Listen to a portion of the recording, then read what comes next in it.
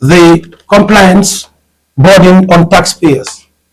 All the digital platforms, all the digital reforms, initiatives being implemented by GRA are aimed at promoting compliance and have been designed not to overburden the taxpayers, but allowing a fair contributions of the national budget. Revenue authorities all over the world have embraced the use of the technology to enhance revenue collection and to make paying taxes easy for the taxpayers. GRA have decided not to be left behind.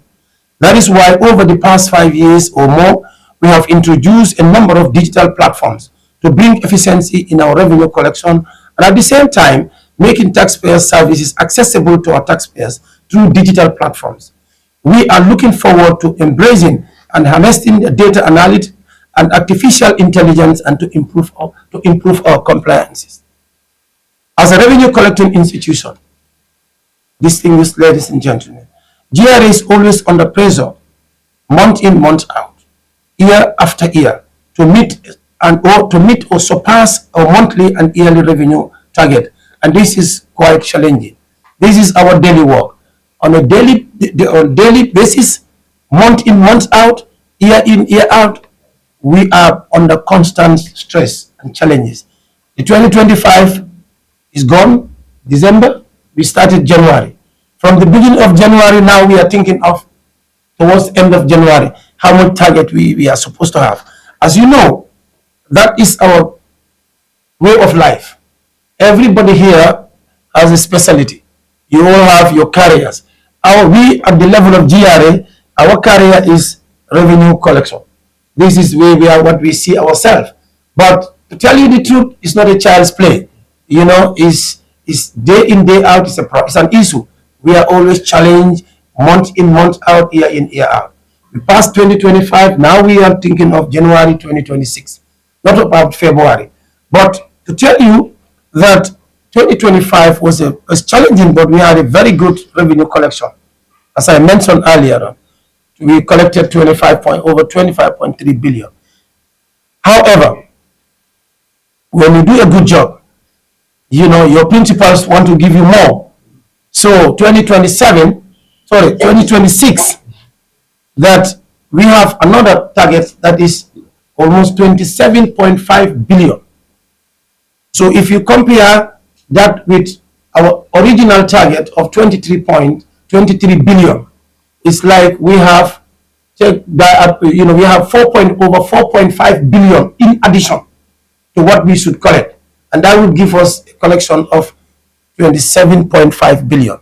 So as I said, it's not easy. Year in, year out, we have to be doing it month in, month out. And that 27.5 billion, we will now break that into 12 months. So technically, you are talking about over 2 point something billion on monthly basis, barely 2.2 to 2.3 billion. So this is not a child's play. It's very challenging, but we want to live up to expectation. And we have given promise that we will be able to do it. Maybe let me make this clear. The 27.75 billion, which has been given to GRA as a target for 2026, is not an imposed target. It is calculated. We have gone through screening, and we discussed, GRA has discussed with Minister of Finance, and we have discussed with IMF, our development partners, and we have agreed that we have to collect that for the year. And now we are ready to face that challenge.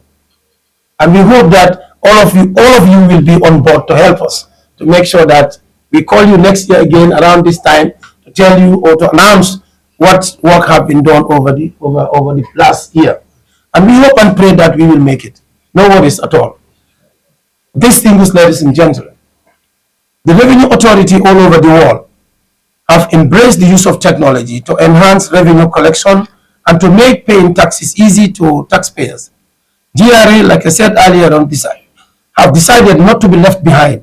And that is why over the past 5 years, we have introduced a number of digital platforms to bring efficiency in our revenue collection and at the same time make taxpayer service accessible to our taxpayers through digital platform.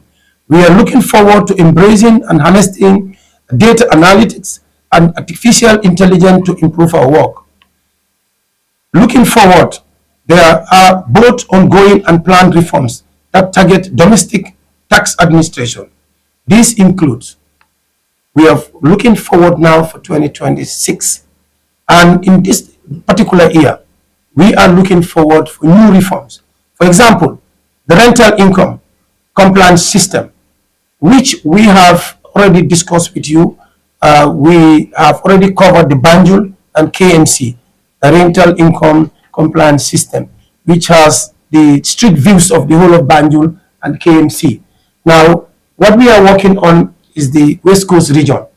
We want to take the street views of everything and get the data of all the properties in the West Coast and create a platform so that we will be able to have access to each one of you at any given time the need arise. So that those of you who are not paying your taxes, it's better you come forward and then start paying your rental income taxes. Otherwise, GRA will definitely come for you one day. And in addition to the rental tax compliance, we also have the iTax, Integrated Tax Administration System, which also the system is already, we've signed the contract and already the development has started. We're playing that in 2026, we'll see that one also up and running. We also have the implementation of the iTax, which I've just said, most particularly the digitalization of the authority introduced this iTax system that we have signed already. We believe that when we have the iTax system in place, it will just be like the Asikuda system.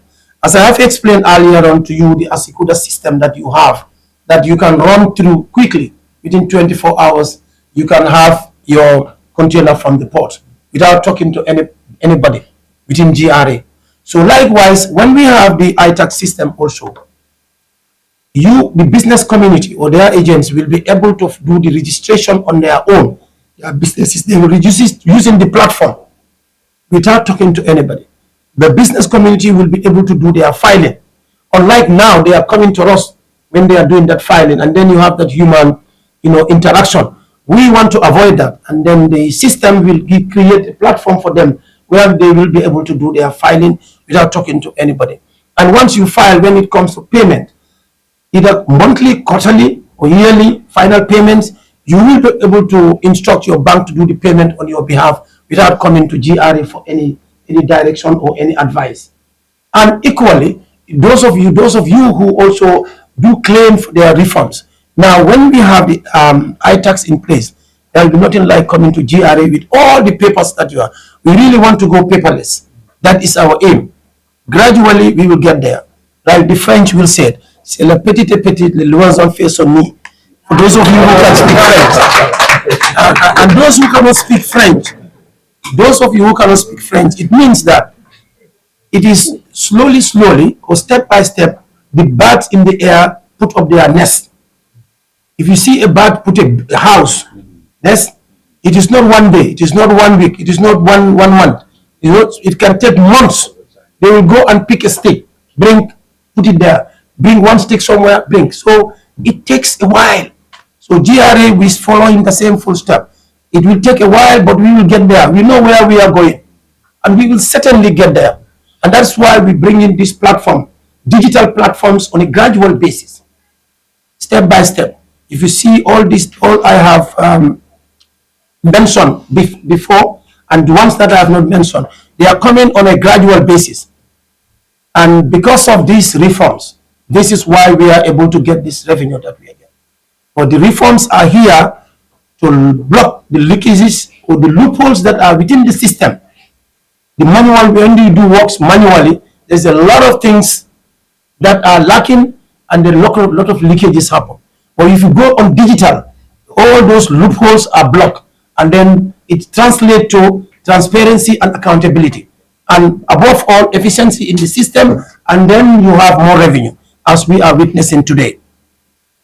Impact of digitalization drive. The impact of digitalization drive on compliance has been positively marked by increased revenue collection, which I have just mentioned. Increased transparency and reduced revenue leakages. These modernization efforts have also allow GRA to better track transactions, monitor productions, or importation of accessible goods, fuel products, leading to enhanced accountability and compliance among other taxpayers. We go back to the regional corporation. As you know, GRA has affiliation with a lot of other partners outside and inside. So regional corporation has played a crucial role in improving GRA administration. We participate actively in regional initiatives, and that enhances collaboration among neighboring countries.